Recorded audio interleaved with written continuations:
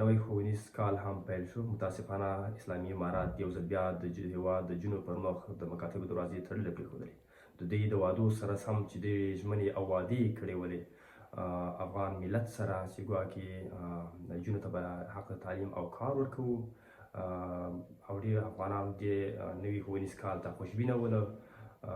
اما متاسفانه موږ تاسو ولیدل چې نوي ښوونیز کال کې د هېواد د جنوب پر مخ یو ځل بیا د مکاتبو دروازې تړلې پرېښودلې. اسلامي امارت هر څه زر باید خپله تګلاره کې تغییر راولي او د هېواد د جنوب په سرنوشت باید نور لوبې ونه کړي.